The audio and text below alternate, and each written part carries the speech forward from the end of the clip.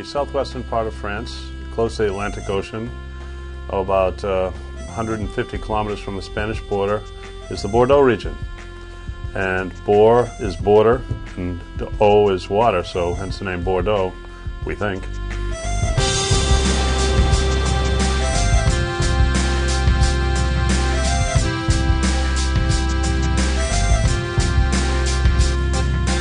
That southwest corner of France is famous for surfing down in Biarritz and wonderful oysters that come from the Gulf of Arcachon. But water, and rivers in particular, have given Bordeaux its most celebrated natural wonder. That, of course, is wine.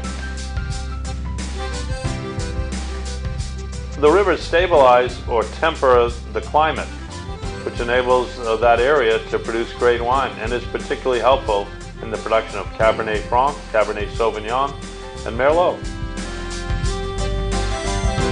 The rivers also represent a highway, and on this highway the merchants and negociants of Bordeaux would ply their trade. They were spreading out the goods of wine, and it's thanks to the city of Bordeaux being one of the leading ports that the name Bordeaux rings a bell and is known in many countries. In Bordeaux, most of the wine is sold from the chateaus to the negociants. The negociants are congregated here along the quay in the city of Bordeaux, and that's because the river was the main mode of transportation in the 18th century. So we're here at the Quai de Chartrons, and most of the big negociant firms like Daniel Lawton, for example, have their offices right on this quay. But in the old days, the wine would be shipped down this river to England and Brussels, all the way out to the Atlantic Ocean, then north up to the UK. The British have had a profound influence ever since Eleanor of Aquitaine married Henry II. The British actually ruled Bordeaux for many centuries. Of course, there were wars intervening. However, the relationship remained firm. Almost every great home in Britain has the wine cellars that are stocked with Bordeaux or claret. It's true that the market of the Bordeaux wine and of the great Bordeaux wine has been, at that time, was very much directed to the UK. It was the natural market of the Bordeaux wine. The Bordeaux wines were not sold in France and in Paris. And that's why the Burgundy wines are much more known in Paris than the Bordeaux wine at the origin. Because simply there were a lot of custom barriers, a lot of custom duties to pay when you shipped the wines from Bordeaux to Paris. It was another country, when it was much cheaper to ship them to London. Happily, the foreigners were very interested by our wines. The Irish, English, German, Deutsch were interested by our wine, so everything went out by ship.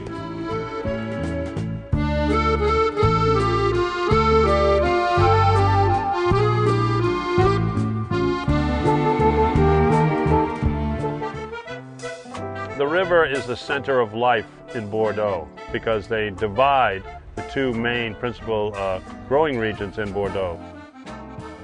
The left bank goes directly north, and that is the Médoc, and that contains the wines of Saint-Julien, Saint-Estèphe, Margaux, and Graves. On the other side, the right bank, are the wines of Pomerol and Saint-Emilion. The wines on the left bank are principally derived from Cabernet Sauvignon. The ones on the right bank are derived principally from Merlot. No one knows this better than John Colassa, who represents properties on both sides of the river, one in Saint-Emilion, Chateau Canon, and one in Margaux, Chateau Razon-Segla. John lives close to the land, understands the soil, and is a master of what the French call terroir.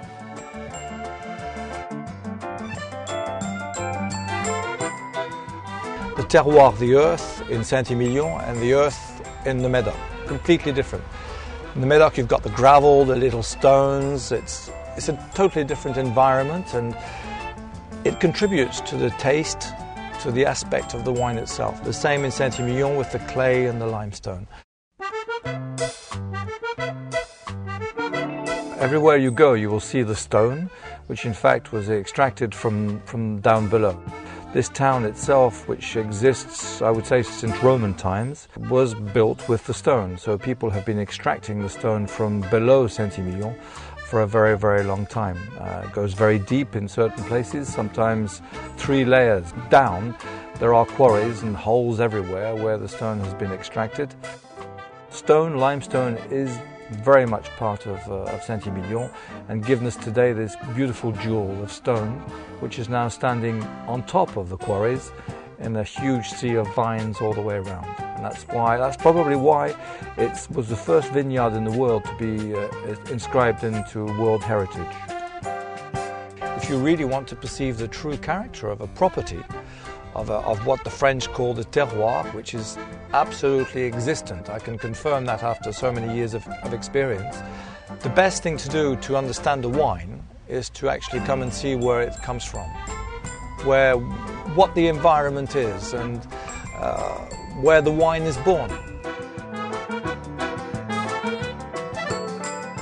It's been said that every wine lover either starts out or ends up in Bordeaux. That key moment when one discovers the magic that exists in a glass of wine. It's transcendent. It captures you, and then it puts you on course. You're on the road. You're ready to undertake the voyage of discovery that loving wine is all about.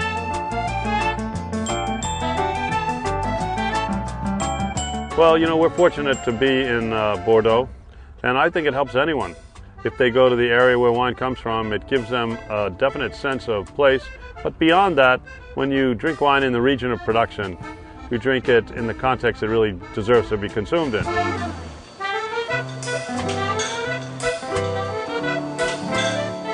When you sit at a dinner table in Bordeaux or lunch, you have very often the conversation is about wine. As soon as you put, as I said, a little bit of color in the glass, could be red, white, or as we had a few minutes ago, golden color like Sauterne. You see, very often you talk about it, and I thought you were talking a bit too much about it. And wine is, obviously a very interesting subject, but you have many interesting subjects in life. The gentlemen in Bordeaux tend to be politically correct because they're businessmen. They tend to wear ties, and that makes them different from the farmer-type guys from Burgundy. And really, the analogy is Napa is Bordeaux to Sonoma's Burgundy, kind of city versus country motif. But the Bordelais are eminently politically savvy. And so when you have conversations, it's a little hard to extract a real answer. They kind of have it, they zigzag a little. Well, the image of Bordeaux is, it's full of paradox, because you have, the best wine of Bordeaux and also the lesser known wine or lesser quality wines of Bordeaux. And I think as far as how to dress, it's the same. And the idea to dress is, I think, a good point, because, we spend a lot of time to produce good wines. We are really, obsessed with quality. And as we respect the quality, we want to be at the same level of all this effort, so we dress up the best we can. Bordeaux is bourgeoisie, and by that I mean that a lot of the chateaux were bought with nouveau riche money in the 18th and 17th century. People had houses in Paris, did well in business, and wanted to show off their wealth. It's not dissimilar to Napa. And so now there's an element of formality because of the grand houses, particularly from the Louis Napoleon period.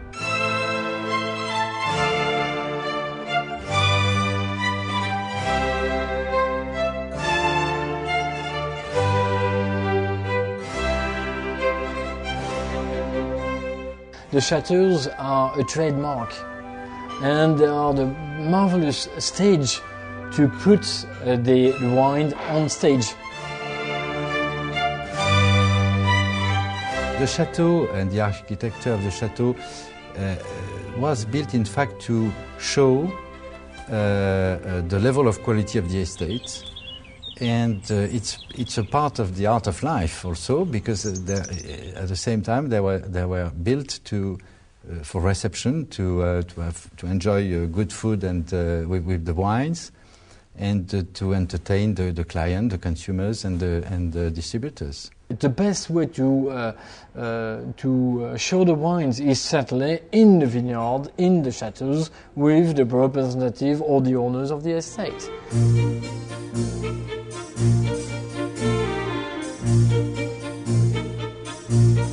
We are now in the garden of Château Bechevel, one of the nicest estates in Médoc, one of the largest estates in Médoc as well. Château Bechevel is called sometimes, and it has not to be seen as arrogant, but as Petit Versailles du Médoc, it's said, Petit Versailles du Médoc, because it's one of the biggest buildings. The chateau was rebuilt in 1757, mid-18th century, on an older chateau which has been said to be burnt. So they rebuilt this chateau in a very low and elegant style. And in the 19th century, with a lady owner who was actually American, they added this wing, because you see the chateau was a bit too narrow, so it was lacking of room. So they added bedrooms, which enables us to have more guests and welcome more people in.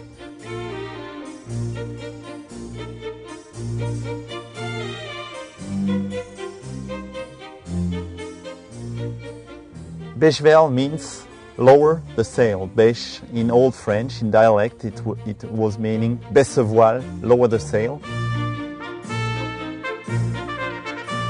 Because the ship, when they were passing by at the end of on the river there, that you can see at half a mile away, bringing barrels or taking barrels out of Bordeaux area, they had to lower their sail in showing respect to the master of the place, was Duc d'Épernon, Duke of Épernon, was head of the marine.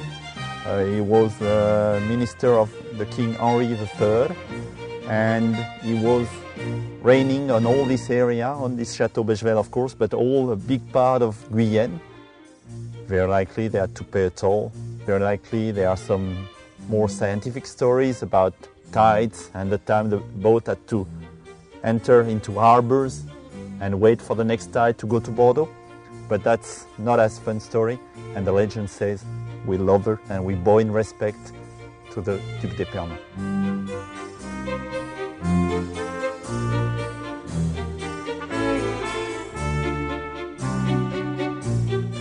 It's true that Chateau Palmer took its name from an English general, Charles Palmer, who took it over in 1814 from a family named de Gasque. Charles Palmer was traveling in a carriage between, I don't know why, but between Lyon and Paris. Nobody knows what happened in the carriage, but he traveled with the young widow, Mrs. de Gasque, who was a young widow. And when he reached Paris, he has become the owner of Chateau Palmer. This chateau was not built by General Charles Palmer. It was built a little later by the following owners in 1856. The owners at that time were a banker family, the Perrer, who, by the way, have been the big bankers of the Baron Haussmann in Paris, who built all the big boulevards at the end of the 19th century. So this chateau is a pure expression of what we call the Second Empire style, the style that came into force under Napoleon III.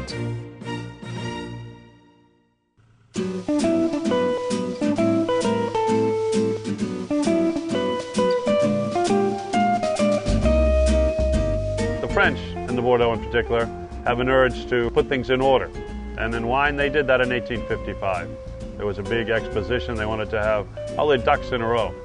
And so they categorized the wines of Bordeaux. From that categorization, we still have an existing model.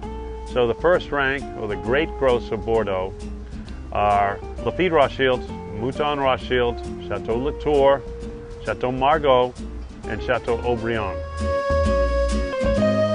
That's the top of the ladder in red wine, but after that there are 4 other ranks, or cru. For example, Chateau Palmer is the third growth.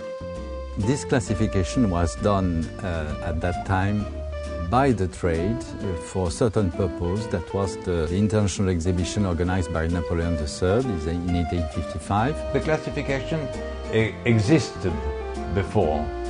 William Lawton Brothers came here. He wrote in 1815. He wrote on the classification. One growth wants to be a second, but at my advice, he is not exactly a second. He is a third classified growth. He did it 40 years before. When Jefferson, your president, came here, he wrote, there is here first growth and other, and he made a little, he explained a little the beginning of the classification. So the classification was in what existed. Palmer was classified as a third growth at that time. The trade later and today do not consider Palmer as a third growth. It's somewhere in between the first and the second. That's the history in France. We have always some difficulty to update the history. It has become so powerful that it has become very difficult to move it. But anyway, we consider, and we still consider today, that the true classification is done as it was at that time by the market year after year. It's a monument. People want to keep the monument.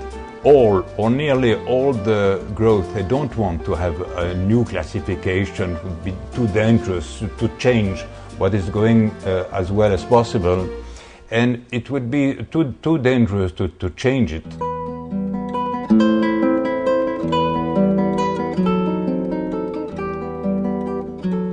This order has existed since 1855. The last time it was changed was in 1973, when Chateau Mouton Rothschild was elevated from second to first growth. One has to remember that the Rothschild made the acquisition of Mouton in 1853, and this was just 2 years before the official classification of the Medoc wines, made in 1855. And at that time, Mouton was just a farm, and not in a good state, and because the classification was based on actual prices achieved by each and every chateau, Mouton, because of its image, which not as good as today, was not recognized, and people didn't pay as much for Mouton as they were paying for Lafite, Margaux, or the others. So Mouton was not classified Premier Cru, it was only classified first of the second. The first generations of Rothschild at the head of Mouton didn't really take care of that and pay attention to the chateau, and we had to wait until Baron Philippe arrived in 1922, very young. He was only 22 years of age, and he was the first one to start renovating the chateau, and he took many decisions, and he really spent 50 years trying to improve the quality of its wine and the reputation of its chateau.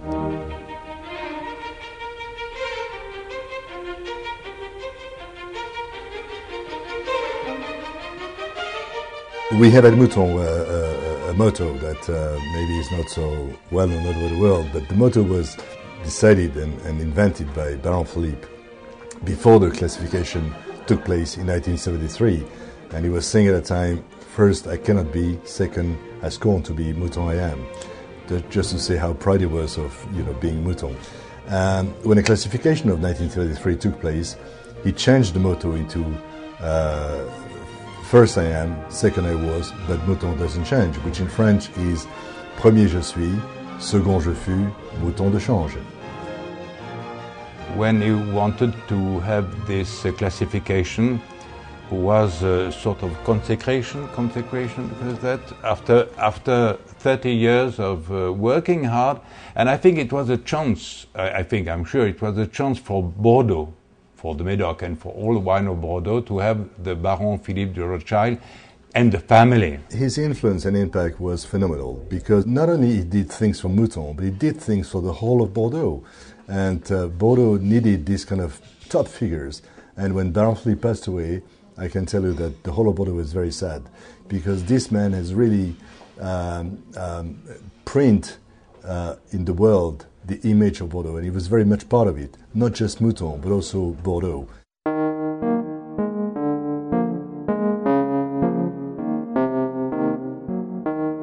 Now the challenge for the chateau owners are new style wines, in many cases based on the opinions of Robert Parker. So these wines are very highly concentrated, rich, low yield wines that are very good, but they're so technically made that sometimes they don't suggest the place they come from.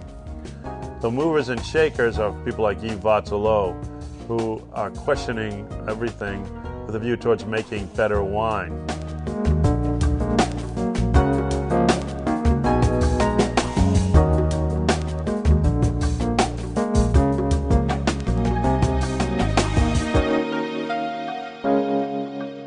The woman made my fortune, you know.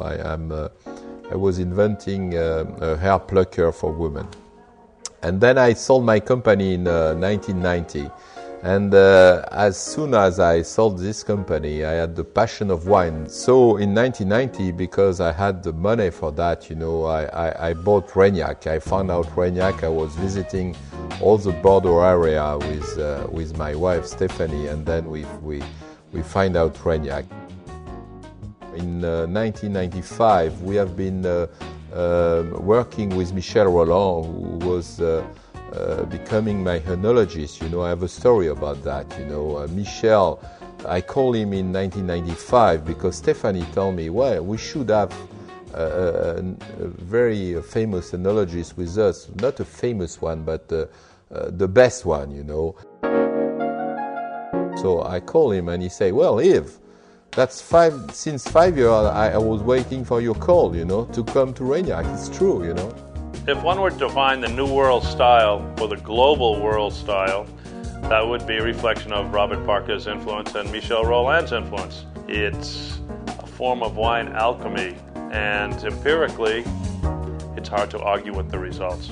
I think that we have to use all the tradition of Bordeaux, because it's really something which is it's a whole history of humanity, you know. You always use what your father and grandfather have been doing. And Michel is really somebody who respects. He's a very, very traditional and reasonable guy, very respectful of what has been doing, but he's also looking for how to increase the knowledge and everything can be better than before, you know.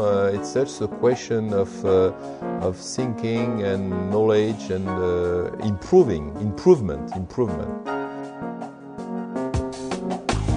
This is my last son, you know. It's Balthus 203, and Balthus is made of a new fermentation pattern that I'm using and that I've been patenting. That wine has 300% New Oak barrel. Yves Vatsalot uses what is called 300% New Oak. The wine is fermented alcoholically in New Oak, also fermented in the malolactic fermentation, 100% in New Oak, and aged after fermentation in New Oak barrels. That constitutes a 300% treatment of New Oak. This is horrifying to the traditionalists. The debate really exists about whether these practices will eliminate the primacy of place rather than technique. For me, the techniques and technology are very important. At Chateau L'Angelus, we visited Hubert de Bédois de la Forêt. Chateau L'Angelus has been very popular with the critics because this wine demonstrates the attributes of the new style. It's very important to work with the tradition of our ancestors. We are also in the third millennium, and we have also to manage our vineyard not like my grandfather did. The critic who has made the most impact on these types of wines would be none other than Robert Parker. You have a huge influence, huge. Sometimes I think it's too important. But if they happen, it's because, you know, they have a demand for it. He's a good taster and a well-recognized person who does a fantastic job. And that also helps Bordeaux. But at the same time, the Bordelais themselves mustn't neglect their part. Bordeaux has all the assets to make great wine. There's never been as much good wine from Bordeaux as today. I think Bordeaux really needs to make a special effort to regain the friendship and the simpleness. I think we have to revitalize, bring back again, and show people that it's only wine.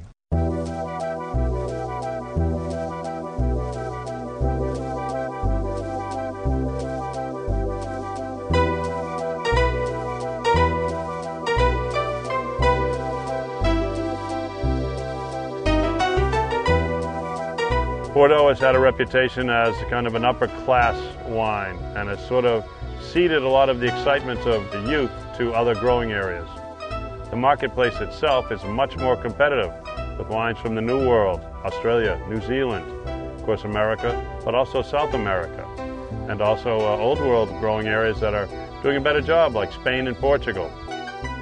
But right now, this year, 2005, is a spectacular vintage. We're just coming off it. But I can assure you that these grapes from almost all of France, but particularly in Bordeaux and Burgundy, are going to make exceptional wine. And so, therefore, there's a sense of hope and optimism in France and right here in Bordeaux. We caught our first glimpse of the 2005 vintage at Edmond Rothschild's Chateau Clark. That's the 2005 vintage, which is probably the best vintage I've done so far in my life, even if my experience is not very long.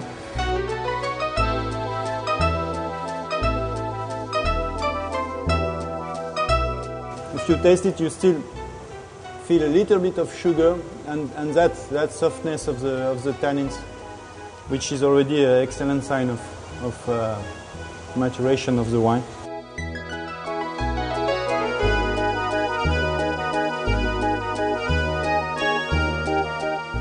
We can see already how much color, how deep the color is in that vintage. In that young wine, you can see that the legs are very colorful, and the color is very, very intense, and that's a very good sign of concentration. You can see how deep the color is, and that's already before tasting the wine. You already know that you have got a very good concentration level. That's coming from a tank of Merlot of the 2005 vintage. A great year in Bordeaux is a year where when everybody makes good wine. Now 2005 is a year like that. Everybody's going to make great wine in Bordeaux because we had a fantastic climate. Climatic conditions in a region like Bordeaux are essential. We have never seen for a long, long time, I mean, as much as we keep records of the recent vintages, we have never seen so high tannin levels and so high sugar content in the grapes. It's just amazing, and we have the acidity on top of that, which really makes us believe that the vintage is going to be a great one. Well, 2005, it's not a vintage yet. It's grapes in barrels and for fermentation, and in vats for fermentation. So, but we know already that after tasting the grapes, the berries, you know, we have a tremendous vintage. Perhaps it's one vintage I could never see again in my life. You know, I'm 52 now, but I hope I will see a better one. But I think it's well, you're gonna hear about a lot, you know, hear about this vintage. Yeah.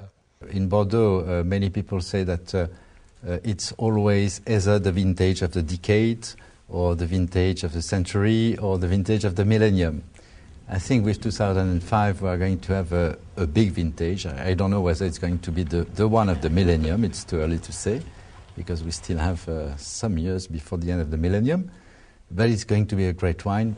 We benefited of a very nice summer, normal, but on the top of that we had in this area, and more or less all over France, by the way, a big dryness, which has produced a huge concentration in the berries. And we reached this year huge level of sugars as we never did in the past. In fact, we are going to break a record this year.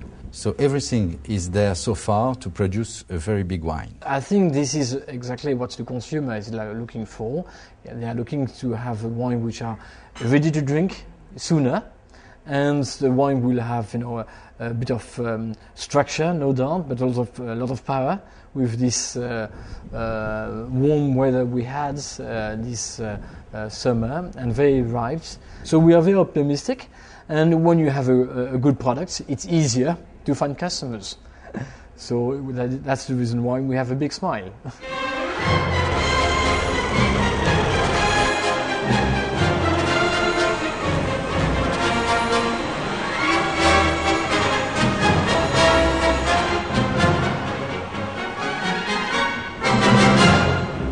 During the 2005 harvest, I was in France, and I was fortunate to witness the grandeur of the harvest.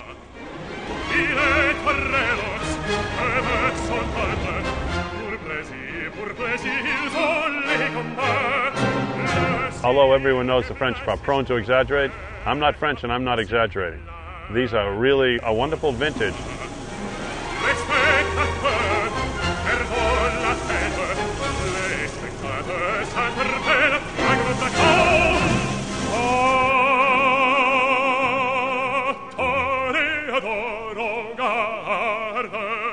When you have a great vintage, that means that some of these wines, and are deservedly so, achieve legendary status. And now one of those wines that's a legend is 1961 Latour. 2005 is shaping up as a great vintage. And every now and then these occur in Bordeaux. Going back in time, 2000 was a wonderful vintage, particularly for the left bank. 98 was great for the right bank. Back further in time, 95 is quite good. 1990, very, very good. Then, of course, the vintage that made Robert Parker famous and all that involves, that would be 1982. If you're fortunate and have a fair amount of money, you can think about drinking the 61s. They'll set you back a bit, but they're worth it. And really, the classic vintage, and it really works symbolically, is 1945. And that was the victory year, which turned out also to be a great vintage. In fact, Mouton Rothschild has a V on their label.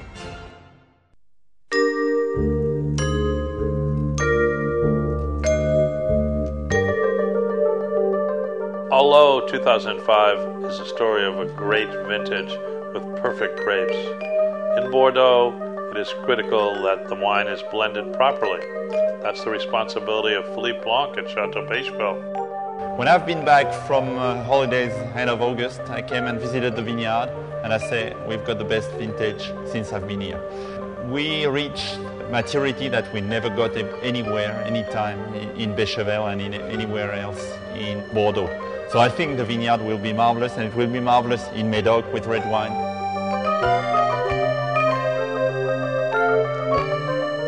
The varieties we grow here in Pecheville are 60% Cabernet Sauvignon, 30% Merlot, and the rest is shared between Cabernet Franc and a very Médoc variety which is called Petit Verdot. This maturity has been very good for all the varieties. For Merlot, which reached highs, as we dare to say, like in California, above 14 degrees, and Cabernets have been very ripe as well.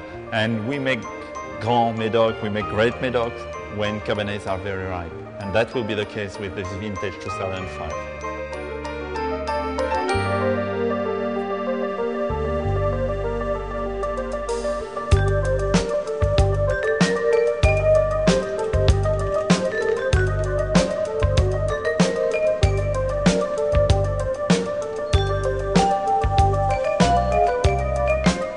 So we're in the process of emptying the vats. After 3 weeks of maceration, the grapes have been in the vats for 3 weeks. We decided, after tasting with the enologist and myself and the cellar master Issa, we decided it was long enough in the vats and it was time to take the juice out. So that's Merlot. You saw the way we emptied the vats, and you see what is called the cake, which is basically skins and pips plus juice. And we'll put that in the press, and afterwards we've got a dry extract made of pips and skins, which will be compulsory sent to the distillery to get alcohol out of it and brandy. And in France, it's absolutely compulsory to send that to the distillery. So that's what we're doing now.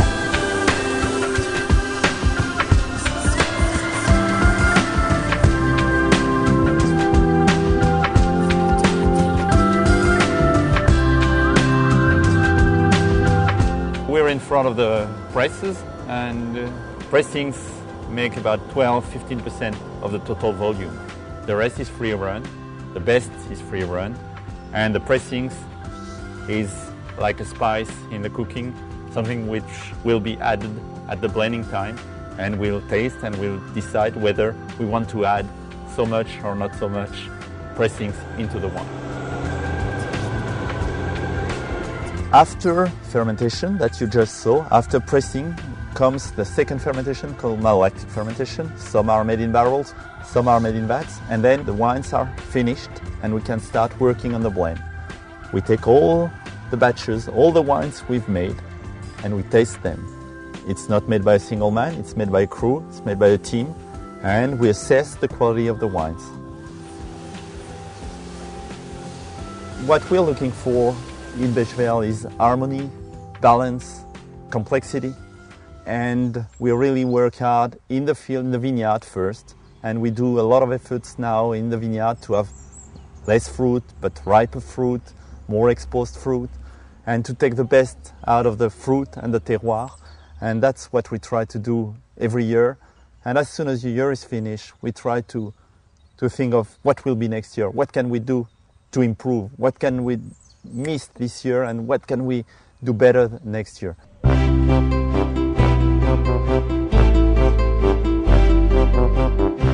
The wine from 2005 is not even in the bottle, and already the management team at Chateau Bechevel is working on next year's vintage. Workers are in the vineyard, replenishing the soil, working on the vines, and getting ready for the 2006 harvest. It's an eternal cycle. Viticulture, or growing of grapes, is the key to making great wine. So even when the harvest is barely done, there's still this process of renewal in the vineyard. It's essential and necessary and critical to the making of great wine.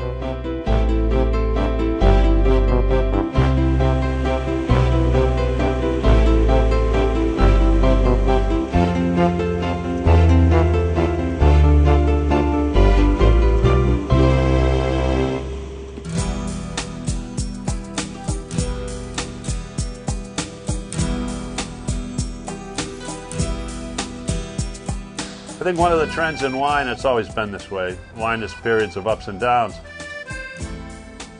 When Chanel purchased both Rosenseigle and Chateau Canon, they looked around for a man of standing in the community of the Médoc. So they were fortunate to be able to hire the former winemaker at Chateau Latour, a gentleman named John Calassa. I've been 34 years in Bordeaux now, but I can certainly say that it's not just a chance of being able to discover and drink fantastic bottles of wine and discover all the vintages. It's also, what's most important, I think, is meeting people. And one of the chances I've had is meeting the Wertheimer family, who own Chanel, and who have given me the opportunity of a fabulous challenge, or in fact 2 challenges. First of all, here at Canon, in reviving Premier Grand Cru Classé in Saint-Emilion, that in 1929 was voted the best wine of Bordeaux. It's reviving an entire property which was really a little bit abandoned for a few years by the previous family.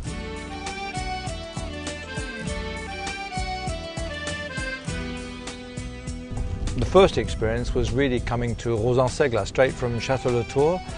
I accepted to go down to the lower level of a second growth to try and bring back Rosenseigle. Classified the second growth in the 1855 classification, recognized by Thomas Jefferson himself, because we've got letters in our archive saying that he was ordering wine on a regular basis from Madame de Rosan. It's a fantastic challenge to to take the time and the effort to bring back Rosan to the quality that it once knew and the reputation it once knew in the 19th century. I think the most important thing is the heritage, this notion of heritage, of appreciating what was done 25 years ago and thinking about what's going to happen in 25 years' time. The property subsists, it's always there, it will always be there. People come and go, but the properties are always there. John Colassa reached out to us and gave a dinner for us at Razon Segla. It was a remarkable evening. The table was peopled by Jean-Paul Gardier, the winemaker for 25 years at Chateau Latour, Jacques Boisonneau, one of my heroes and a great oenologue, plus a variety of John Colassa's friends, all gathered around the table. Everyone flourishing in this Bordeaux ambience.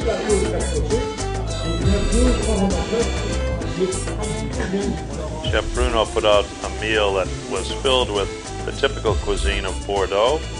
He's a former student of Alain Chapelle, one of the great chefs in the history of French cuisine. Pour ce soir, le premier plat c'est un filet de rouget à la sauce bordelaise, une sauce à base de tomates, échalotes et vin rouge, et le rouget a une rondelle de moelle par-dessus. Des vins, nous avons servi avec le rouget un Segla 95. Avec la viande, nous servons un Rosan 83. Et avec le fromage, nous aurons une cuvée de la commanderie rouge 61 et un canon 64. Sur le dessert, nous allons servir une Kem 65. And an evening like last night is one of those other evenings where we have friends who have the same philosophy, enjoy fine wine, old wine. Not just young wine, because young wine I don't think has that notion of culture still about it. It's only after 10, 15 years that a wine will actually express what terroir is all about. You have to wait, you have to be patient, you have to wait until a human being is 35, 40 years old to know exactly what he's going to do and what he's going to make, what his passions are and what his objectives are in life. It's the same with wine.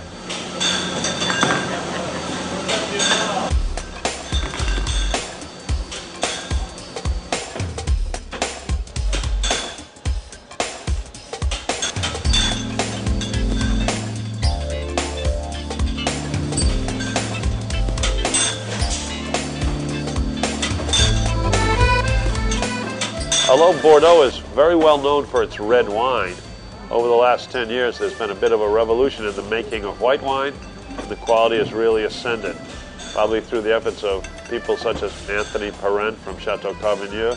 The dry white wines have risen in quality, so you look for the wines from Pessac-Léognan. Those are white wines from formerly called the Graves region.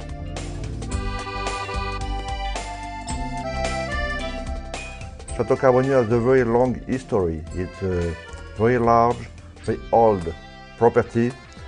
They start to talk about the vineyard at the beginning of the 12th century. During the 18th century, the property of the monks, from Benedictine monks from the Abbey of Sainte-Croix, Santa Croix, from Bordeaux. And the monks were the first to marry the glass, the cork and the wine, to bottle the wine and to sell it under the name of the property. The label at Chateau Carbonieux is defined by its scallop shell motif. Carbonieux is on the way to the pilgrimage for Santiago Compostela, and the pilgrims were wearing a scallop shell on their dress as a symbol for the pilgrimage. You can imagine the culture shock when these pilgrims arrived in the Middle East with their Western ways and Western wines. And this is apparent in many of the stories that have arisen over the course of time. The monks bottling the wine were looking for a new market to export, to sell their wine in new market. And they were in contact with the Sultan of Turkey, who was having in his harem a French girl who was a favorite of the harem. And as she was wanting to drink wine of her country, and the Muslim law forbids the alcoholic beverage, the monks were shipping the white wine labelized as mineral water. And the story says that one day the Sultan, coming to visit his favorite in his room, watched his bottle on the table, and he would like to drink, to taste the beverage. And after drinking it, shouted, "My God, I cannot believe this crazy French. How do they can drink wine in their country when they have so good mineral water?"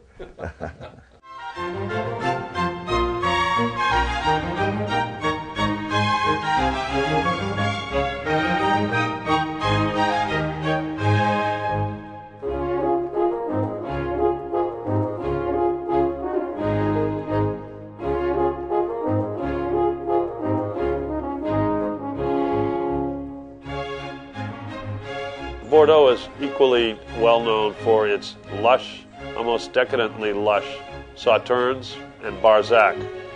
And among the properties that are outstanding, obviously Chateau d'Yquem for Sauterne, but also Chateau de Malle, which is an historic landmark in the region of Sauterne.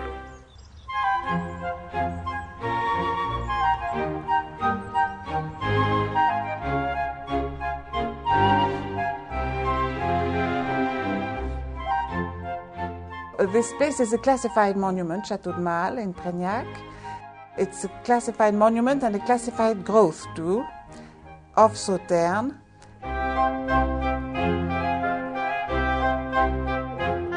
The chateau is the beginning of the 17th century, and with the Italian gardens. And what's quite nice with the gardens, that's the les terrasses, and you've got all the statues in the gardens, which gives a lot of life. The sweet white wine of Sauterne is a product of good fortune. Centuries ago, the French realized that these grapes were infected with a mold, Botrytis noble rot. The resulting juice was concentrated, rich, and unctuous. Once in the 16th century, it was a bit late for the harvest, so they had to wait a long time, and they discovered what Sauterne would be. It was quite nice. So it's very special.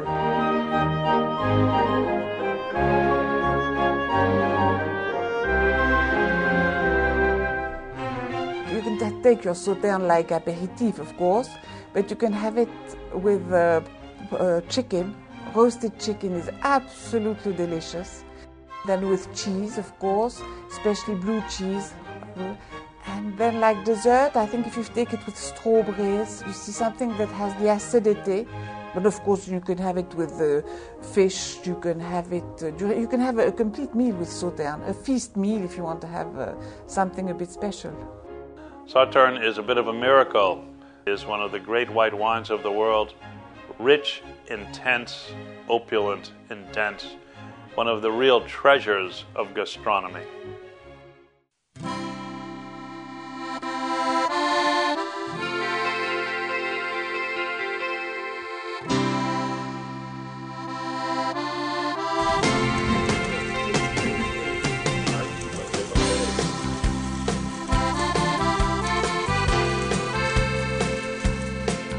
For generations, hundreds of years, the Bordelais have been drinking their wines with particular kinds of food, and obviously they've got it figured out.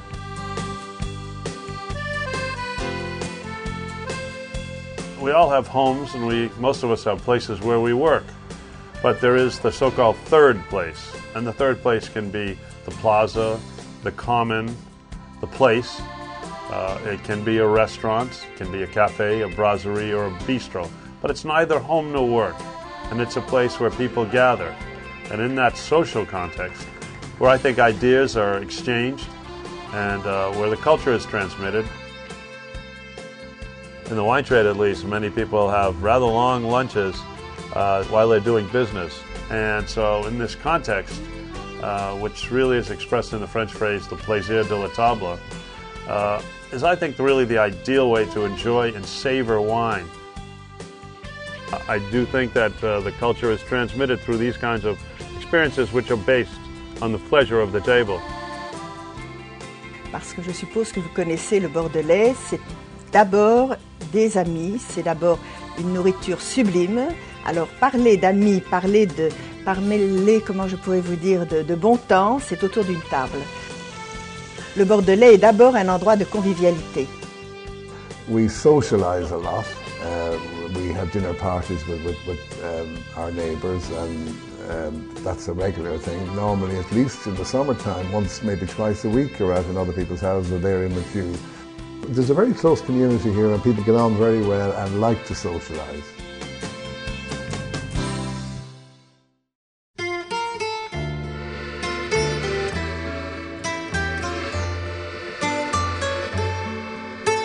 One of the other profound cross currents in Bordeaux is the importance of family.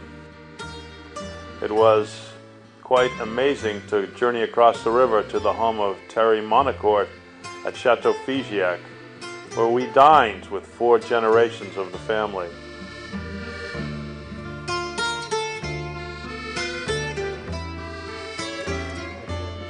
It was a great French lunch in the country. The wine was flowing, the food was great, the stories were wonderful. The bonds of social intimacy became more apparent as the Monacourt family brought out some of their possessions and some of their documents. La famille. Terry started becoming more open with us, and after a while, we entered new territory.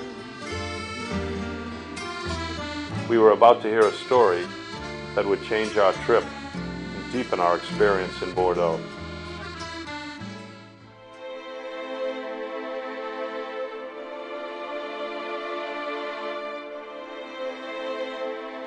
Well, during lunch, Terry Monacourt told us the story of a friend he had.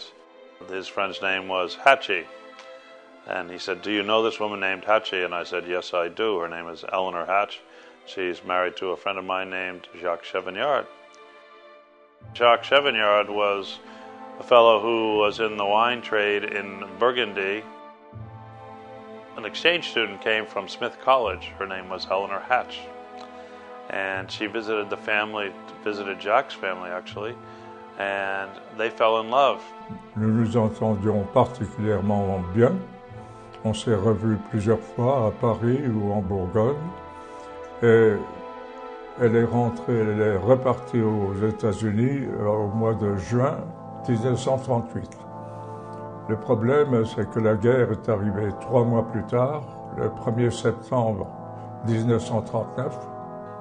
The war came, the Second World War came, and Jacques went off to war. He was a leader in the resistance. Eleanor Hatch waited for her lover, her husband. Donc en 1940, un jour, il a été décrété par la France que nous demandions la suspension d'armes. C'est ce qu'on appelle l'armistice. Mais j'étais tellement horrifié de penser que la France devait s'arrêter que, personnellement, j'ai continué à faire tirer les canons qui étaient sous mes ordres puisque j'étais officier. Et puis, nous avons été entourés par les Allemands alors que j'étais sur la frontière de la Belgique. Et quand j'ai été donc dans cette poche prise par les Allemands, j'ai été donc prisonnier de guerre. As it turned out that Jacques and Terry were roommates in the camps during the Second World War for too long a time. But obviously during that period they began a relationship and a friendship that people like us have no idea what this sort of relationship can be like. J'ai connu Thierry Manoncourt en captivité et nous avons vécu 5 ans ensemble en Prusse orientale à côté de Königsberg. Et c'est dans toute cette pérégrination que nous nous sommes suivis, Jacques Chevignard et moi. Alors j'ai été libéré dans des conditions un peu spéciales puisque je me trouvais à ce moment-là en camp de concentration. J'ai connu Buchenwald et Dachau. Et c'est là où les troupes américaines m'ont libéré le 29 avril 1945. Alors j'étais dans un état épouvantable, je pesais 70 pounds. Everyone, all Jock's friends, felt that he was gone, and they had every reason to believe this. In fact, almost everyone else that took that train died. But Jock survived. He walked back to Burgundy, and Eleanor was waiting for him. Nous avons été séparés pendant 7 ans, jusqu'à ce qu'elle vienne et que nous nous marions à ce moment-là. Et à ce mariage, naturellement, j'étais convié avec quelques-uns de nos amis qui, ensemble, avons vu cette captivité passée en Allemagne dans le camp de Königsberg. On n'a pas eu beaucoup l'occasion de nous revoir. J'ai été plusieurs fois au château Figeac, où il m'a toujours reçu d'une façon somptueuse. Il trouve toujours des idées. La dernière fois que je suis allé, il m'a servi un château Figeac 1940, puisque c'était l'année où nous nous sommes connus. Magic about wine is that one sits at a table and meets people from different cultures, different backgrounds. And after our lunch at Chateau Figeac, which was illuminating and transforming and spiritual, it was only yet another affirmation of the power of wine to bring people together. It's been this way since the Bible. It will always be this way. It is the beneficent nature of wine. It is what brings us to Bordeaux. Wine is not a destination. Wine is a method to become intimate with people.